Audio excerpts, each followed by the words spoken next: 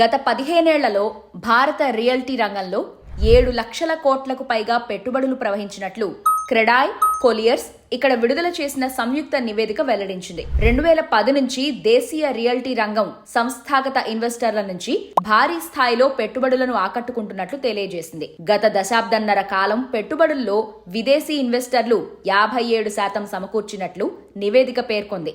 దేశీ realty సమాఖ్య CREDAI, realty consultant Colliers India సంయుక్తంగా నివేదికను విడుదల చేశాయి. క్రెడాయ్ నిర్వహించిన వార్షిక జాతీయ సదస్సులో నివేదికను బయటపెట్టాయి. కోవిడ్ మహమ్మారి తదుపరి దేశీ పెట్టుబడులు సైతం పుంజుకున్నట్లు నివేదిక పేర్కొంది. సంస్థాగత ఇన్వెస్టర్ల జాబితాలో కుటుంబ కార్యాలయాలు, విదేశీ కార్పొరేట్ గ్రూపులు, విదేశీ బ్యాంకులు, పెన్షన్ ఫండ్స్, ప్రైవేట్ ఈక్విటీ, విదేశీ పెట్టుబడులున్న ఎన్బిఎఫ్సిలు, రీట్లు, సావరెన్ వెల్త్ ఫండ్స్ ఉన్నట్లు నివేదిక వివరించింది. దేశీ రియల్టీ మార్కెట్ పరిమాణం 2047 కల్లా $5 నుండి $10 ట్రిలియన్ చేరనున్నట్లు అంచనా వేసింది.